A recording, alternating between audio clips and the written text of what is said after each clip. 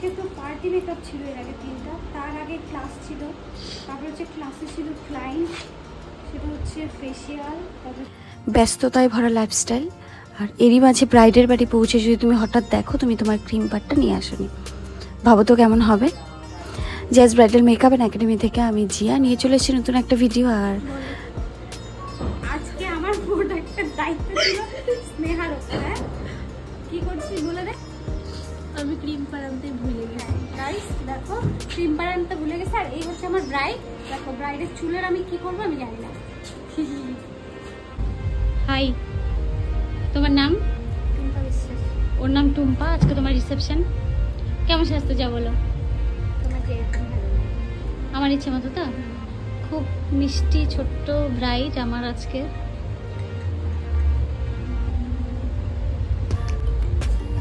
কলকা করবো কিন্তু।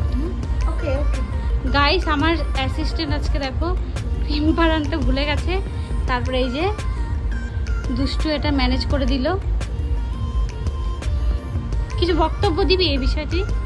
দিবি না?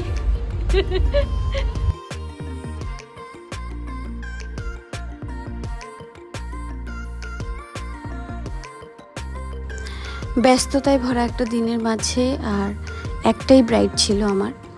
তার আগে তো শুনতেই পেলে ক্লাস ছিল, ক্লাস মানেই সেখানে ক্লায়েন্ট আর ফেসিয়াল, ওয়াক্সিং অ্যান্ড এক্সেট্রা, সাথে স্টুডেন্টকেও দেখানো হলো প্লাস ক্লাসও হলো। তারপরে ছিল পার্টি মেকআপ।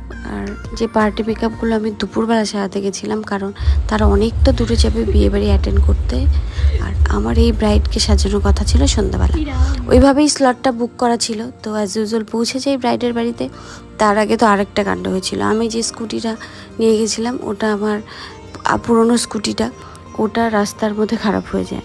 তারপরে অনেক ঠেলে মেলে নিয়ে পৌঁছে যাই ব্রাইডের বাড়িতে। গিয়ে দেখি ক্রিম পাডটা আনিনি। স্নেহার দায়িত্বে ছিল প্রোডাক্ট, আর আগে পার্টি মেকআপ করতে গিয়ে গরম ক্রিম পাডটা তো ব্যাগে ভরা পসিবল না, তাই একটা সাইডে রাখা হয়েছিল। আসার সময় তাড়াহুড়ো করে বেরোনোর মধ্যে ভুলেই গেছিলো যে ক্রিম পাডটা ভরতে হবে। যাই হোক, দুষ্টু থাকাকালীন আমাদের এই প্রবলেমটাও সলভ হয়ে গেছিলো। তারপর কি আস্তে আস্তে শুরু করে দিলাম এখানে ব্রাইডাল মেকওভারটা। আর ওর এইচডি বুকিং ছিল না, নন এইচডি বুকিং ছিল, তো সেটাই করার চেষ্টা করলাম।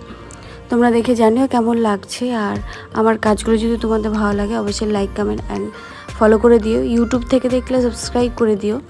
আর ব্রাইডকে দেখে অবশ্যই কমেন্ট করো, কারণ তোমাদের একটা কমেন্ট আমার কাজে অনেকটা মোটিভেট হই আমি। শাড়িটার কালার দারুণ না? একদম ইউনিক একটা কালার। আমি আমার ব্রাইডদের এরকম শাড়ি খুব কম পরিয়েছিলাম। আর আমাকে বুকিং করার টাইম ব্রাইডের যে ননদ বা বোন বলতে পারো, সে বলেছিল যে দিদি একটা বাঙালিয়ানা লুক ক্রিয়েট করে দিও, আর রিসেপশন ব্রাইড একটু ঘোমটা, একটু কলকা আর কি ফুল লাগাবো সেটা বলো। তো সেইভাবেই আমার করা ওর ওপর কাজটা। এরপর ছিল অনেকগুলো পার্টি মেকআপ, আর সেই মেকওভার করে আমাদের বিয়েবাড়ির থেকে বেরোতে বেরোতে 10:30 পৌনে 11টা বেজে গেছিলো।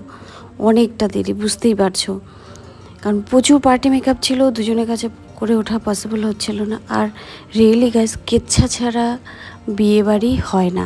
এটা আমি আমার এই রিয়েল ওয়ার্কের থেকে একটু এক্সপিরিয়েন্স করে বলছি। প্রত্যেকটা বিয়েবাড়িতে হয় ব্রাইড কেচ্ছা করে, নাহলে ব্রাইডের বাড়ির লোক কেচ্ছা করে, কিছু একটা কেচ্ছা কাহিনী থাকবেই।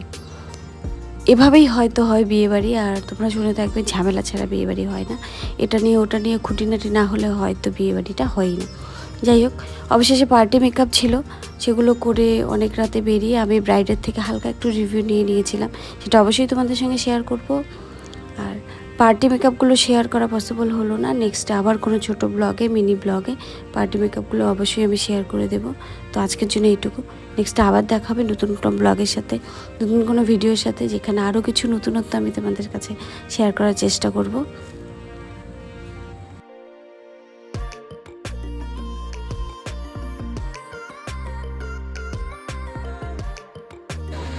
কেমন লাগছে বলো? সবাই কি বলছে? খুব মিষ্টি লাগছে দেখতে।